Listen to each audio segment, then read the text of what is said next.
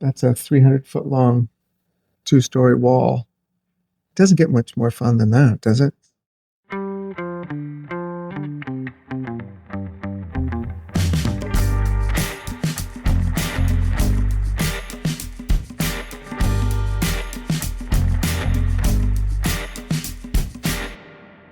It is a strange fact about people in the 21st century that a lot of us spend most of our lives inside. And just about all of the buildings that we spend so much time in are designed and built by other human beings. What are they thinking about and noticing and trying to do, these people who come up with the plans for the buildings we live in? What do our built spaces open up for us, and what do they say about us? On this episode of The Detour, we talk with Brad Cloepfil, who grew up in Oregon, became an architect based in Portland and New York, and has designed beautiful buildings all over our state and the world. Art museums, embassies, private homes, stadium expansions, and other kinds of dwellings and more public structures. Brad, in other words, is someone who thinks and dreams about, and then brings into being, the spaces where we live our lives, especially the parts of our lives that include silence, listening, and a sense of the transcendent. This is what we talked about with Brad in the high-ceilinged, book-filled, sketches-on-the-walls office of his firm Allied Works in downtown Portland in late November 2025. I wanted to start by asking you, as a kid, if it's like a building or two, a structure or two that made an impression or that are memorable, and why. I grew up in the suburbs in Tigard. It wasn't known for its architecture. I mean, I would come downtown and love the old department stores. We would hang out with the escalators that would go up the atriums, and those were very romantic kind of small cities. So I loved those. But as far as a beautiful, like evoking awe and wonder, not really here. And Oregon in general, I think my recognition of the power of awe was the landscape, because that we have in Oregon. I mean, that's still probably our most powerful cultural asset. Well, let me just ask then. I mean, what you said was that you were aware and still are aware of the physical beauty, the natural beauty. Yeah. Why try to, like, if that's there and it's out there? Oh, this is good. Why try to bring it inside? What I think buildings do is they concentrate forces. I mean, buildings kind of filter things. So when they're attuned to their surroundings, they can kind of select and isolate and focus your understanding of place and activity. So when you place a building in the landscape, it's like a lens. It's a powerful way of helping you see certain things. More than you would see without a building there?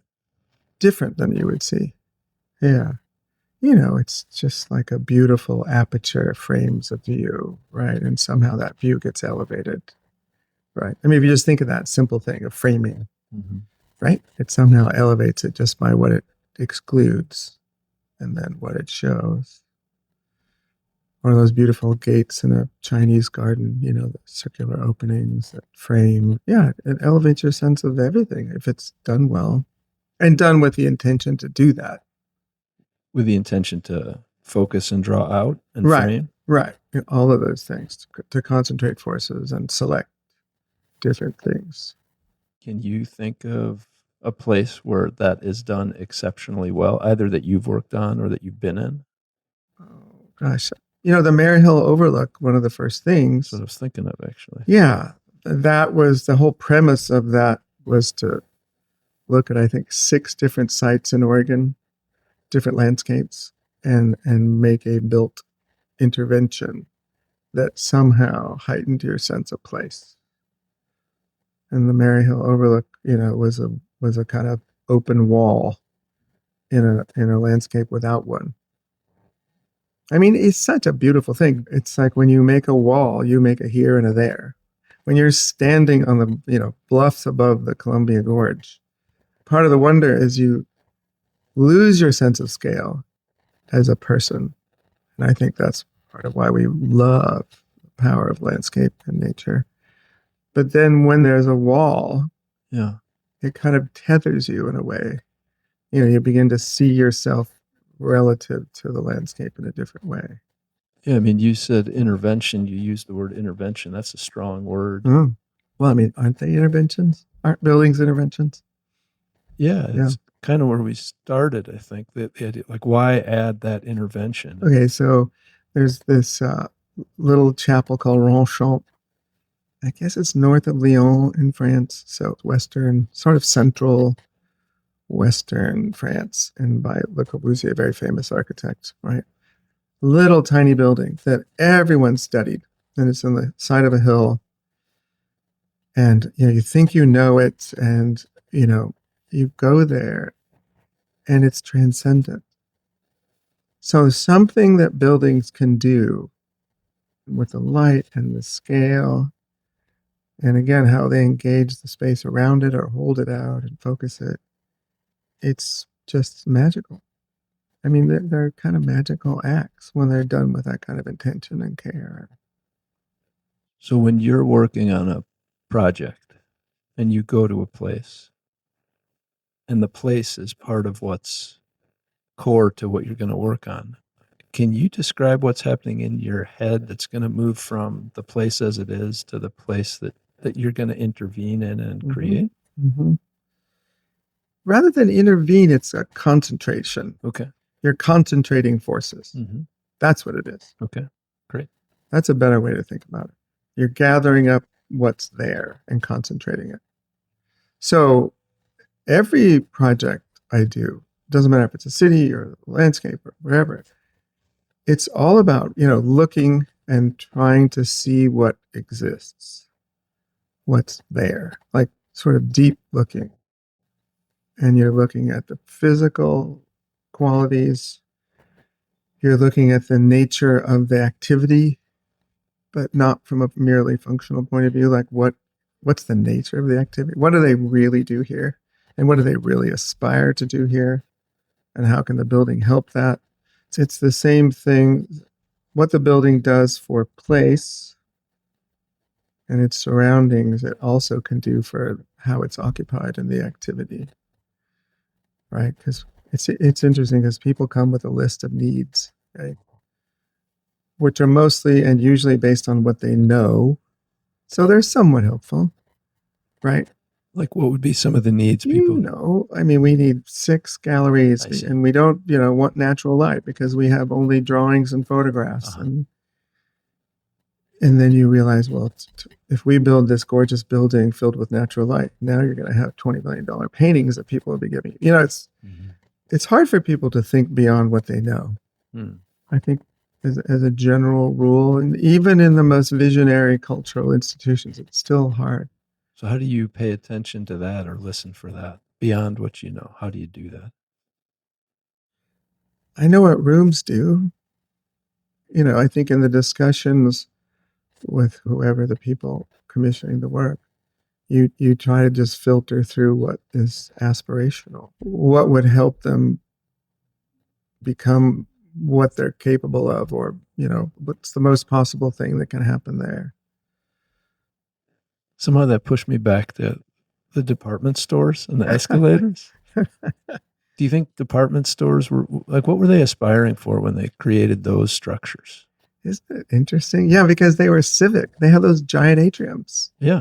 With the escalators going up them. No, they were monumental spaces. I do think part of it was the awe and wonder. I do. That's interesting. I've never thought of it that way.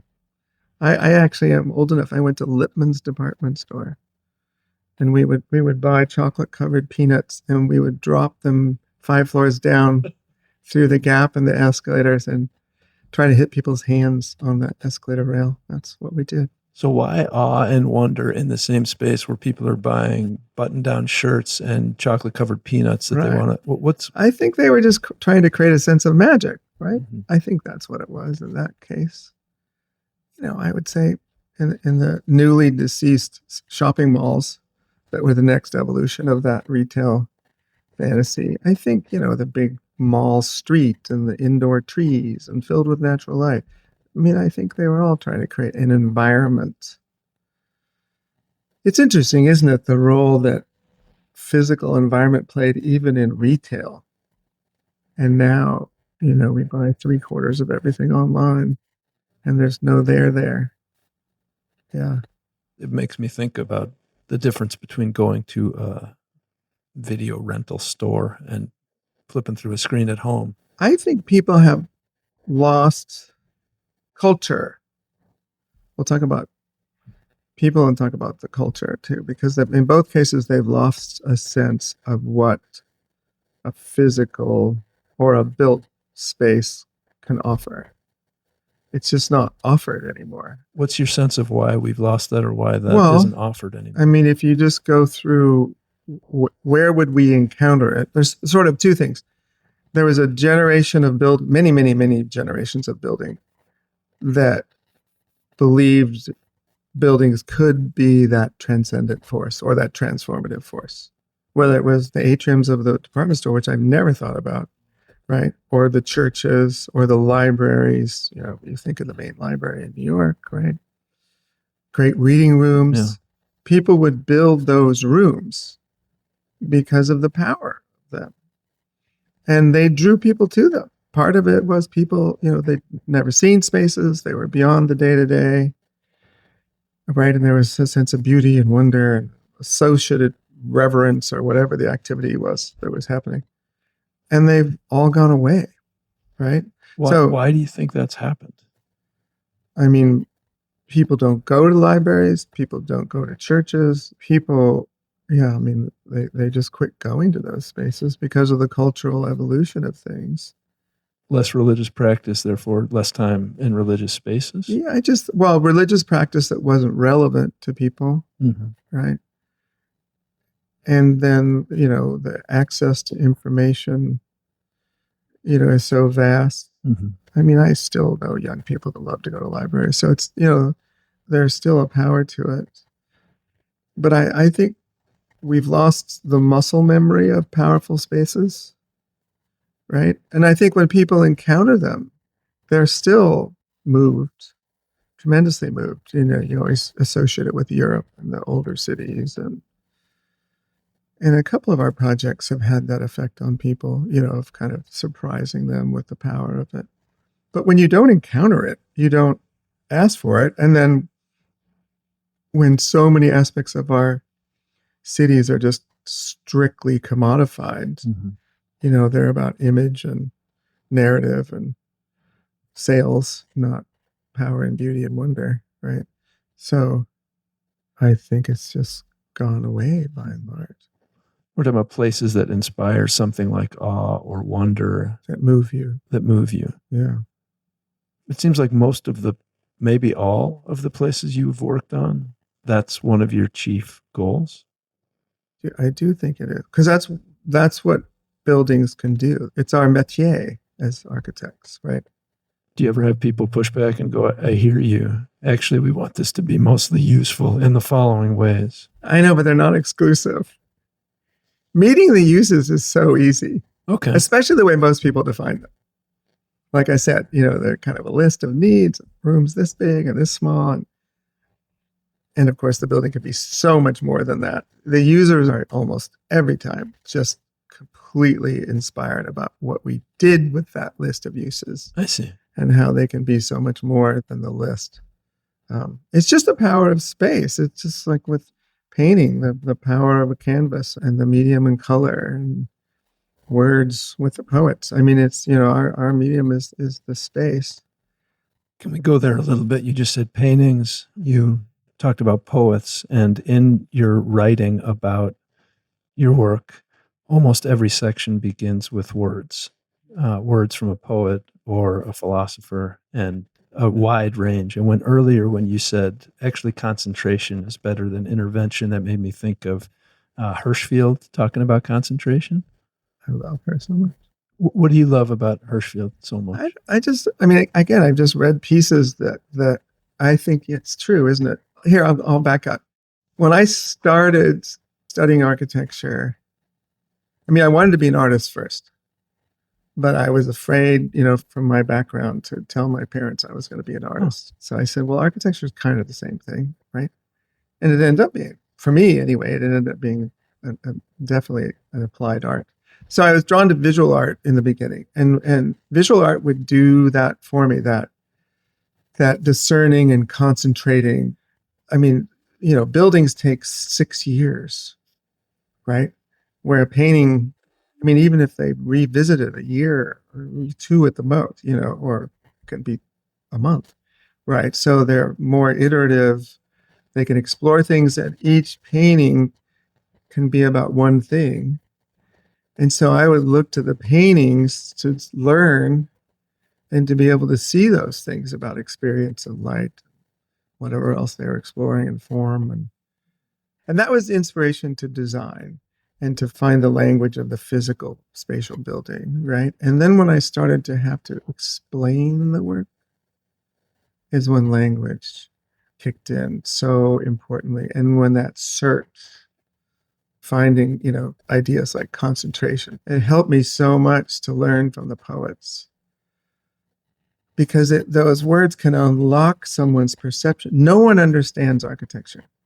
I agree. Yeah, I thought when I started doing art museums, well, these people work with visual artists. They're all in a visual realm, and generally, no. Do you feel like do you understand architecture now? It's in my body. I know it in a subliminal way. It really is kind of everything I am. So when you approach and enter a building, what is your body taking in? Well, I would say when I approach and enter a place, Great. it's like every pore of my body opens up and tries to understand what the power of that place is, what it's telling me, and what its potential is. I'm trying to find out what a building can do, even if you're doing a renovation or an intervention in an existing building. I'm trying to listen and see and learn and hear what this act can help bring forth or help amend, Do you know what you're listening for? No idea. And that's better that way? Better not? Yeah. Oh, it's the best. That first walk when you get a project, it's like really every pore of my body is open, trying to understand and see what's there. It's an amazing, amazing, amazing, amazing thing. It's like it's in the atmosphere. So what's the relationship between the first walk and 5.5 years later? Oh, that's so interesting. So Cloepfil still is a small building next to a very large building, the Denver Art Museum, in the middle of a city. And so being small and being so focused, it was hard to understand what its voice would be, right? I knew how it would serve the work because I knew his work and what we could do for it. But the place was really, really, really, really challenging. Mm. And so I did a drive out into the prairie and just tried to feel the presence of the sky on the surface of the earth. And the first sketches I did were the light coming down into the earth and the building kind of rising from the surface of the earth. And that sense of the earth is why it's concrete. And the thing that building does that brings the concrete to life, even in a way that none of us really understood, is the light. And then when the building was finished and it was empty, and I thought, this is disaster. We totally missed it. The proportions are crazy. It feels terrible. I mean, I was mortified. And then like a month or two later at the opening, when the art was installed, it all snapped into place. I mean, everything made sense. But it needed the art in it. Absolutely required. The building had no voice without the art. And then the last part is when I go back, 10 years on, right, I can see it. The authorship drops away. You get distance from it. So, I don't go in there looking at my building. I go in there just looking at this building. And so it's fun to see what the building tells me, right? And thank goodness, mostly good things, Uh-huh. I love that part. I had never thought about that part going back 10 years later and allowing the building to talk to me, not my voice in the building, but the building itself. But it took that kind of time for that to happen. Yeah, yeah, it kind of does. 5 or 6 years minimum to distance yourself from the struggle. You're talking a lot about things like awe, beauty, wonder, light, silence. I wonder about other things that people sometimes associate with buildings, especially public buildings or public spaces. And so, like community, or even a word like justice. And I wonder, Hmm. do you see those as relating to important? Yeah. Let's see. When you make inspiring spaces, it brings people together. People want to be in beautiful, powerful spaces that have a strong presence, let's just say. Squares, right? I mean, great halls, right? They rarely happen just on the street or down on the corner. So I think that sense of community, it is the building or the place that draws them together. And then, elements of justice, I don't know. I mean, buildings having a sense of invitation and open access is critical. Going through I can't remember if they're Doric or Corinthian columns at the Met, but going through up the stairs into the portico, through the portico into the grand rotunda, I'd say probably until I was 35, I was totally intimidated by that place. As much as I love the art in there and everything else, right? I mean, that language of architecture, that kind of imperial presence is, not the most inviting. Most people are intimidated by that. So, I mean, part of the challenge of what I do doing civic institutions and what a lot of architects do is how to extend that sense of invitation, open invitation. So when you're working on an embassy in Mozambique, is that meant to be invitational, or what is that supposed to feel like? When we were invited to do that, they had just come off of 30 years of the standard embassy design. And I think the whole State Department venture was run by an ex-general. And so it was, pragmatic, same embassy here, Mozambique, I see. Brussels, Delhi, but we'll modify it for local conditions. And that's what they did. And so there's a lot of really horrible buildings out there. And they started this new program at that time called Design Excellence. And so they brought in a lot of good architects, some of the best American architects, to do these things. And for me, when we got the Mozambique piece, it was very moving, frankly. And what are we trying to say to the world in these embassies, right? You're trying to celebrate a place and therefore its culture, right? And then in my case, I wanted it to be open. I came up with a landscape design where you didn't see the walls. They were hidden in ha-has. What's a ha-ha? Isn't that the greatest term? What is that? It's a landscape device where you can see the vastness of the landscape and you make a dip so no animals can cross it. So there's no fence required. So you can have beautiful sheep in a pastoral landscape and they can't ever get out because of the ha-ha. And so we developed a ha-ha so you wouldn't see the security fence. So there'd be a sense of invitation and access, but still secure. Yeah. Right. And that was part of the goal for me, at least. And then I think there was 450 people in the embassy and something like 250 were USAIDs. Okay. I was so inspired by what we offer. And why embassies are there. They're there for their own, national and economic agendas. And everyone's is. But the fact that we had that many people there working on water projects and agriculture project, it was really powerful. It was a really powerful thing. So that really is another example of your point in your question of like, what are you trying to manifest? So how are you trying to communicate the kind of best ideals of a nation is a powerful task. It's like when we did the National Music Center in Calgary. It's a national institution. And we talked about that in the office, is it has to have a presence that aspires to representing a nation, right? It's not just let's make a nice, Calgary museum. It's different. It's different when you're carrying that responsibility, right? And I think in the old days, that's why they slapped some columns on it and a pediment. And, they had this language of imperial Rome, so they could elevate those things with that language. With contemporary architecture, you don't have those tools. So it's a bigger challenge. Because columns are out, pillars are out. Yeah, yeah. Well, it was a pretty horrible precedent. If you think Roman architecture is a precedent for our national institutions, I don't know. I wouldn't choose it, right? But it is interesting because now without that code, it's kind of a free for all. And I think that's why there's a lot of novelty architecture, because people do fancy things trying to represent something unique and aspirational.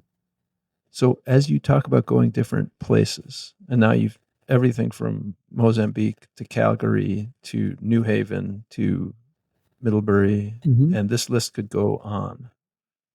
I'm thinking about the challenge of when you earlier said, let's talk about place more than structure. How, when you go as a visitor or as a new person to a place, how do you let that place show up in a way that's going to be as true to it as for someone who's lived there their whole life?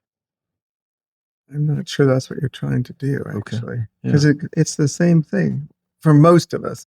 When we live a place and it becomes familiar, our vision kind of closes down. I mean, we like that, the comfort of patterns and ritual, and right? We all love that.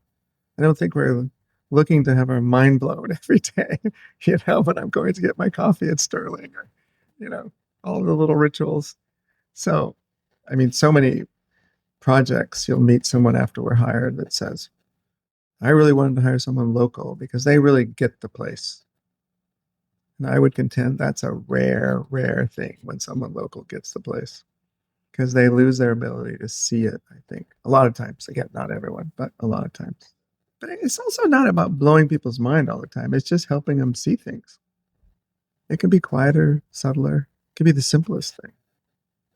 Like concretely, how do you help someone see a thing or hear a thing? I mean, the materiality of a facade and how it changes color in the light. So suddenly you sense the seasons, right? You're there in the morning, you're there in the evening, right? And it just changes. Yeah, you just see things differently. I mean, one of the nice things about neoclassical buildings is they have all that relief. And so they have all this shadow they cast. I mean, in New York, it's about this time of year when the winter light goes straight down the streets and rakes the shadow of the fire escapes and the relief on the buildings. Oh my God. And so those neoclassical fabric buildings heighten your sense of the seasons because of what happens in the winter when it comes right down the streets. So that's a very subtle thing.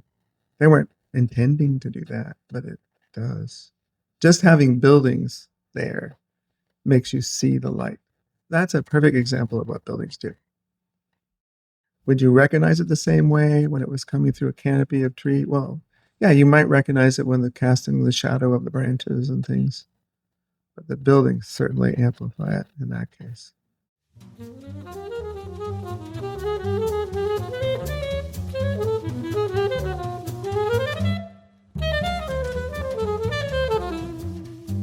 You're listening to The Detour with Brad Cloepfil, recorded at his downtown Portland office.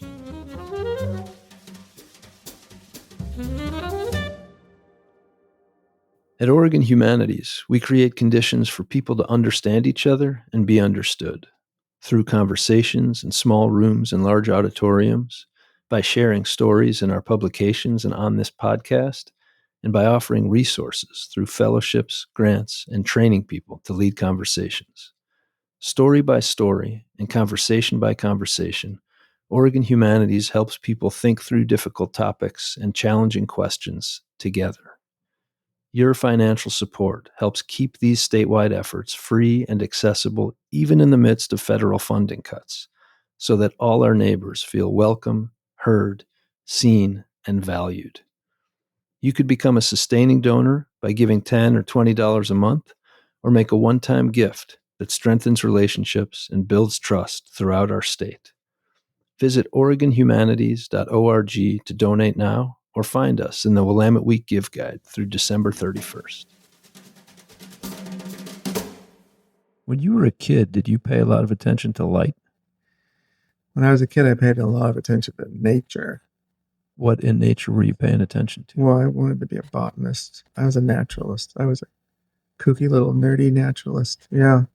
I spent all my time in woods and fields and streams and ponds and brought stuff home and collected everything you can imagine: feathers, plants, flowers, fish, frogs.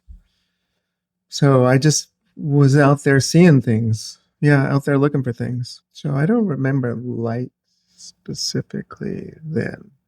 But collecting things. Just looking at things, seeing things. Yeah. And then moving at some point from seeing things to making really complicated things. Yeah, I guess so. But I think it's seeing things. And that's what I do when I go to the cities or sites or landscapes. Is you're just trying to see as deeply as you could possibly see. And I think growing up in Oregon, there is so much just sort of beauty and mystery and curiosity in what was out there. Everything that was growing in the fields and all the different things that would bloom at different times of year. I got totally transfixed by moss and lichen. There's a nerd for you, right? But when you look that closely at rocks and things, and you see how many species of moss there are on the bed of a forest, I think I learned that the closer you look, the more you see. And then that skill set or that practice, I think it was more like a practice of my youth that became then a practice in my work. I do think that's a rare thing in our culture, isn't it? And I'm not trying to elevate my practice by any means, but it's just looking and listening as deeply as you can, trying to have no preconceptions. We all do, but trying to set those aside and just see what's there. I probably do it much more poorly with people than I do with places. It's funny. That's where I was just going in my head. That's part of the question is where are you directing your attention? And you're in the business of actually helping all of us direct our attention almost without our knowing. Some clients who are just, really curious and open, right, can say things that really inspire the work. And they don't know they're saying it, but they'll talk about what they hope for or the way an activity is happening or struggling. It'll create an insight that then propels the work in a different direction. Yeah, when I was working on Wieden and Kennedy with Dan Wieden, it was the first time that really happened to me. What happened? He would just talk about what he wants, that this place is just a factory for ads and people are just, they're just factory workers. It's not about one individual or this is a workshop. He just used language that was so uncommon for workplace that allowed us to kind of take risks and develop a pretty different model that became precedent setting in workplace design. But it all came from him. Which you were listening to. And it's so interesting because it's that listening practice again where you're not listening for anything, you're just listening. And then all of a sudden a word will just snap things and you'll see it in a totally different way. It's amazing. So what's the phase that follows listening? This is so fun because reflecting the words back to me makes me think of things in a different way. There's, for me, my job is to initiate the conversation. So I start with these charcoal sketches. I go, I look and listen, and then I start making these drawings with charcoal, trying to just make the most elemental marks to start a conversation. Like, for instance, the Middlebury College Museum of Art. We're in a phase called design development now. So it's the concept phase. You kind of refined it, and the building has its presence sort of going. And in this phase, you're really trying to learn from the building. because you've gathered those forces together. You compose something that you think reflects those forces and modifies and redirects and all those lovely words that buildings do, right? And then there's that plane where you're just trying to let the building be what it wants to be, and you have to listen to the building. And that's really exciting. Because then that's when the building really gets good and really gains its voice. And it is really one of the most thrilling things, because you create something that then starts telling you what it wants. And that's what it's so fascinating. Every creative practice works this way, as far as I can tell, is you start something, you'll think and you have a preconception about what should happen and what needs to develop, right? And then all of a sudden you grind to a halt and you just go, you know, it's wrong, and you have to start over. You get caught in your preconceptions of forcing something on it, forcing your will on the thing, and it'll eventually tell you, no, it's not going to happen. And that's a kind of aesthetic feeling, or what happens that tells you I've been forcing this and it ain't right? I don't know. You just know, you can see it. It's not working. Whatever it is you thought would work, or whatever you thought the outcome would come, the nature of the sequence of spaces, or the scale of the walls, or quality of light, or whatever it is you're trying to refine, you just finally can't fool yourself anymore. Are other people involved in that? Yes, and that's what's really fun. It's so interesting. When we did Pixar's headquarters years ago, all those famous Pixar movies start with two people, two creatives. And then suddenly there's 4 developing it, and then about 12, and then it gets green-lighted. And then at the height of it, there's 250 people working on a film. And it takes 4 to 6 years. It's just like a building. It's exactly the same as buildings. So I do these sketches. I bring in one of my partners or project leads. We talk about it. You get an intern to kind of test it a little bit to see if it works. You generate some more, and then suddenly it's 2 or 3 people, and it's 4. And then, from the architecture point of view, 10 or 12 people working on a building, sometimes more if it's a huge building.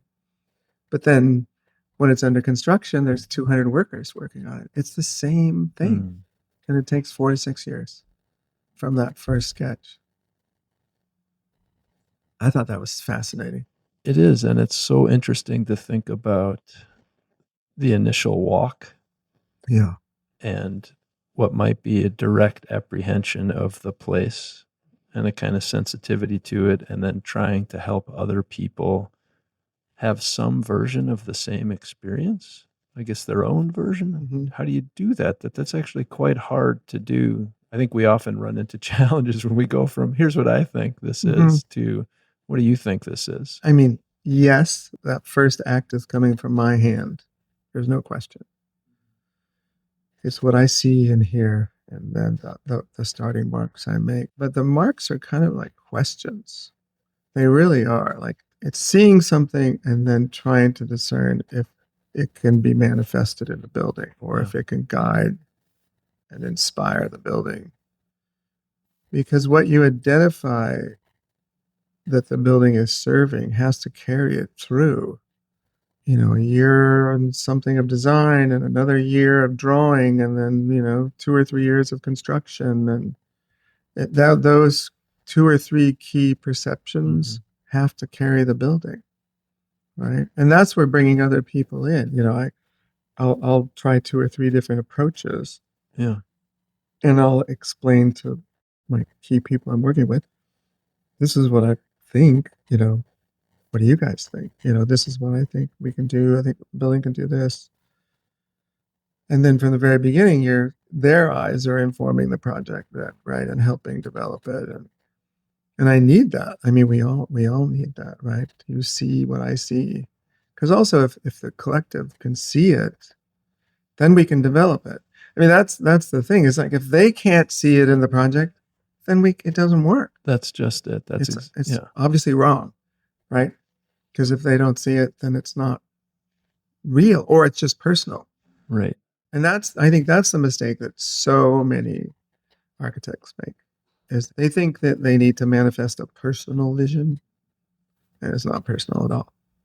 It's never personal. And is that not being personal about an inclusive process, or is it more about that the vision is somehow more inclusive? The vision has to speak to people. If your job is to develop this idea, you have to see it and you have to add to it and listen to it. And the insight you bring back is fantastic and propels it forward. You know, the many voices thing. But if you're all talking about the same thing, right? Which doesn't mean someone can't have a breakthrough too. That's always thrilling, you know, when someone brings something back to you that you hadn't seen before. It's a conversation though. You sort of see it in the same conversation. And it's a different take or a different way of understanding it. It's thrilling. It's really thrilling. Yeah. I'm thinking again about the words that often begin the sections of writing about the structures you've worked on. And again, that they're from poets and philosophers largely. And I'm aware that up on the shelf behind me, there's a Heidegger book. And I have stuck in my head, and while you've been talking, this keeps popping up, that Heidegger has this sentence translated, "The world worlds its world," which is this totally obscure Yeah. sentence, but it seems to me it's about emergence in some way. And if I were going to try to get 2 people on board, or 12 people on board, or 250 on board, and I said, look, the world here on this hill is worlding its world, I wouldn't have them. But that may be what's going on. So I think what I'm asking is about the relationship between emergence as it feels like you're becoming aware of it and the attempt to articulate it in ways that will bring people along or invite them in. Well, and that's where you use every tool imaginable, right? So when we start the work, there's my sketches, then there's like photographs of the site. There's like continued deep looking to see if you miss something or if you see something a different way. Then you're aspiring to a quality or a character, right? And so you find photographs of anything, paintings, dirty walls, you know, sticks. I mean, anything, textiles, anything that represents the presence or quality of what you're trying to find. And then obviously language. I started about 10 years ago putting words on the wall. And those words evolve. Like, that's not right anymore. Like what kind of words?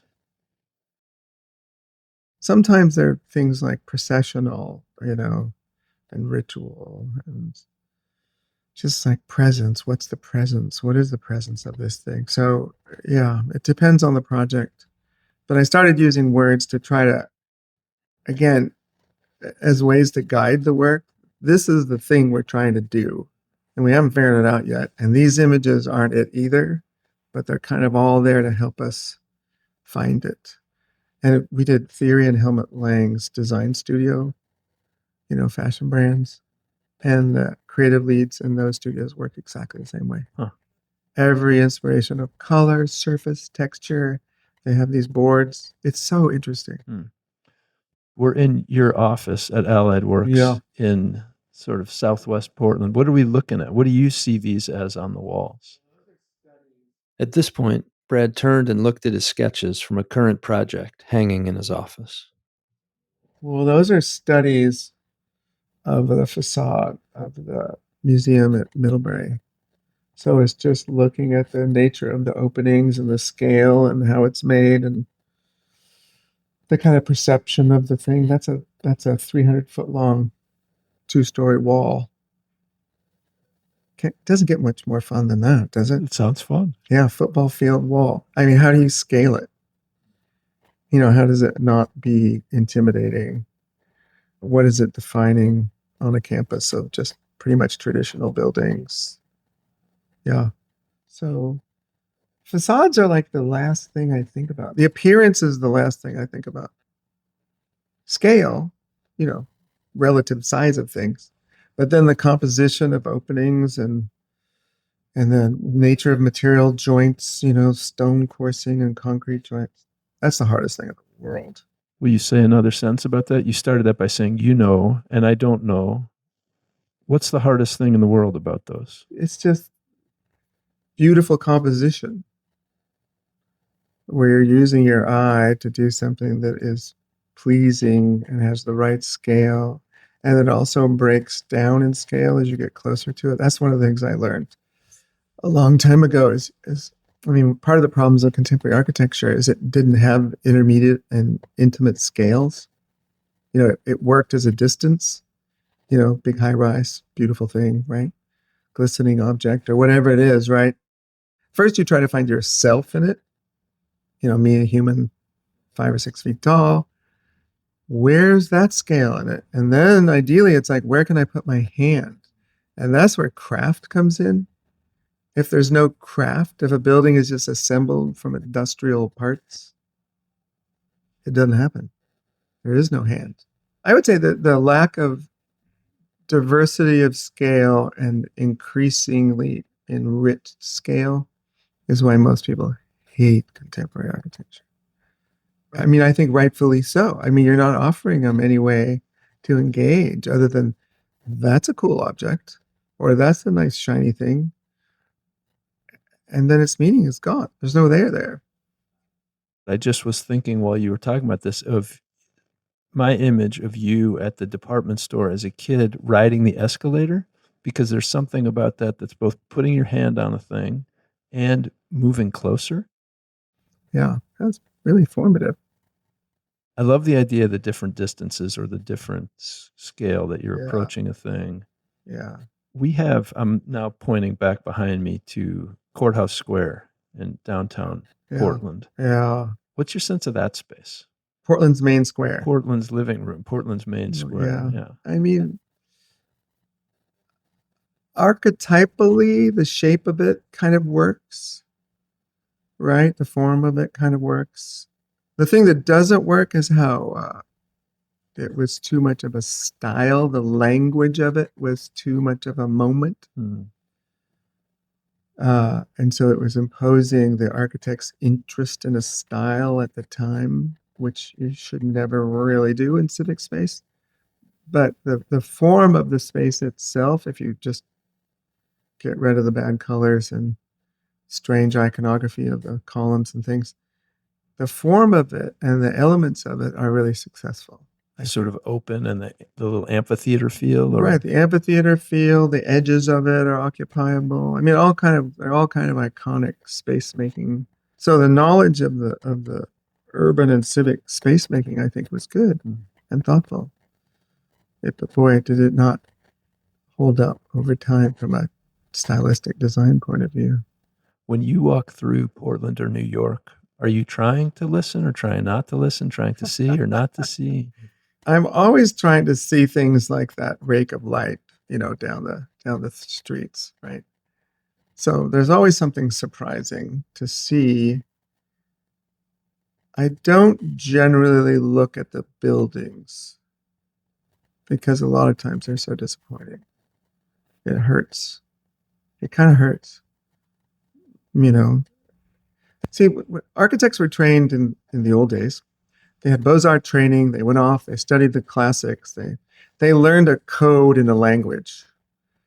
And that code in language actually makes pretty good streets, right? So, there's a scale, there's a detail, there's all those scales we talked about, the intimacy of craft, cast, limestone, windowsills, and all of these different components that contemporary architecture generally doesn't have, right? So, with modern and contemporary architecture, I rarely look because it's painful. It's painful for me to see 50, 60, $100 million wasted in something that doesn't really bring value other than a real estate point of view. It doesn't bring value to the city or the people that live in it. It doesn't weather well, doesn't age well. What are a couple of structures that you feel like, man, these are the structures that really show what's possible?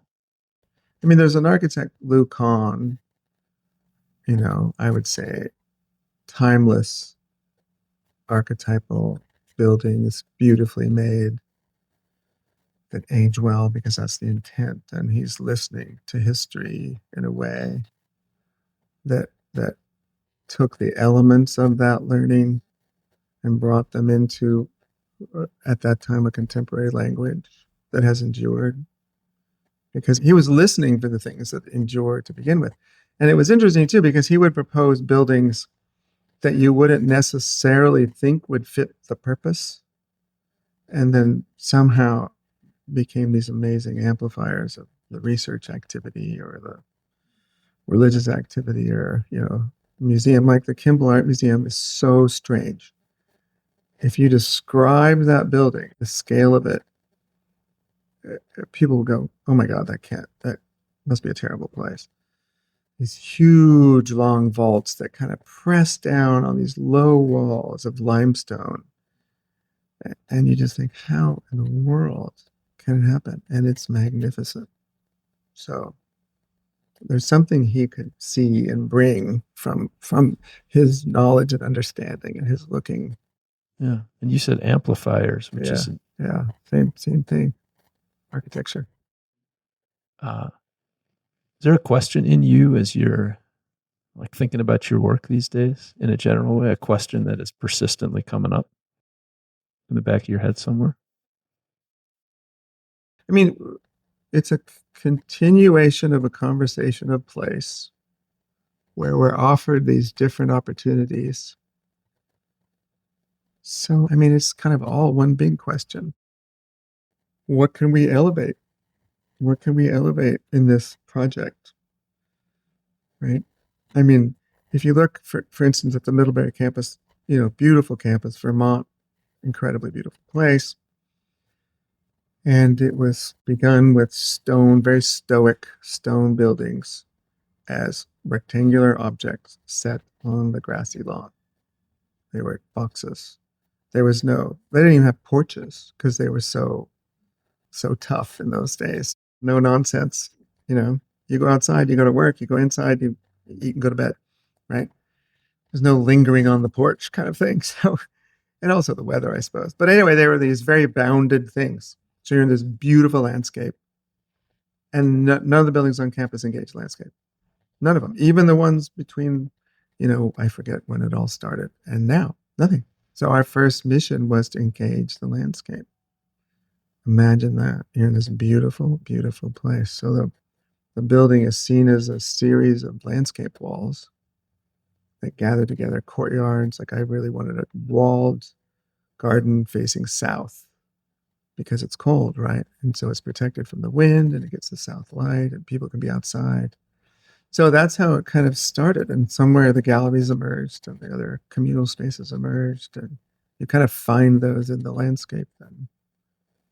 I don't know if that helps. It helps a ton, actually. It just made me think about how much time we spend in buildings as human beings, especially modern human beings.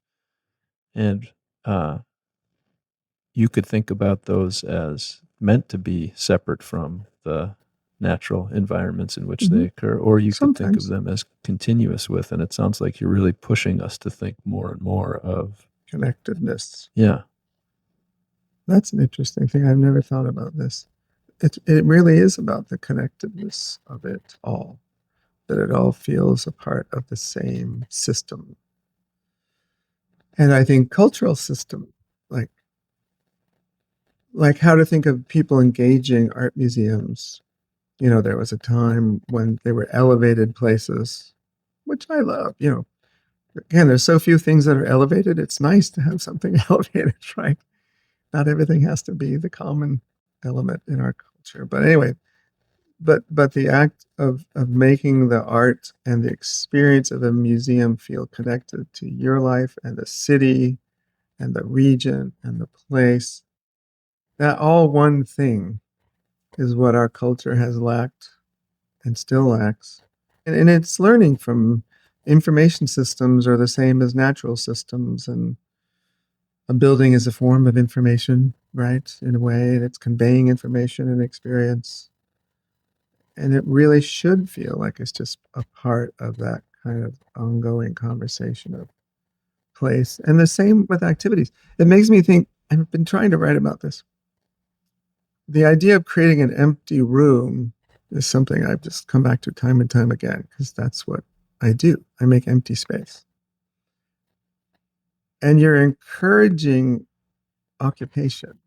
You want it to be inhabited, and you're anticipating a form of, habitation, but you don't really know. And so, and it makes me think about home. What makes us feel at home is usually we're just gathering together things, never mind family, right? And the people we live with. But you gather together things, known things that help you see the world. With you and me, it's probably a lot of books, right? Too many books, right? But you gather together these things and furniture and objects from travel and memories, and you kind of collect this thing. And all the rooms that we make, they're intended to be occupied like that, in obviously different ways, if it's a museum or a symphony hall or whatever it is. But that form of occupation you're setting in motion is so fascinating. And I think that's one of the inspiring things for me, that you're creating these vessels for life, right? And you're setting life in motion. That act of building. So back to some of your earlier questions. That act of building helps focus your understanding of place and the world in some way, right? And that focus applies then to how it's occupied. But then in the end, I don't control the occupation, which I love. Watching it have its own life and how the life changes over time, and the use, that was the part I never thought of either, is that, you're, as an architect, you're focused on the artifact and creating this thing. And then what's the most fascinating is how it becomes, it's like an instrument. You're creating an instrument for life, is really what you're doing, right? That other people will play. Yes, exactly. And it's so exciting and inspiring. And again, if it inspires people, then they'll really learn to play it and take it places that you never imagined before, right? If they don't care about it, it's different, right? Maybe we'll leave it there with the instrument that other people will play. Brad, thanks for being game to talk. Thanks for the work you're doing in the world, the beautiful ways you're opening up the world and listening and seeing. It's so fun. Thank you for the opportunity to talk about all this. I love it.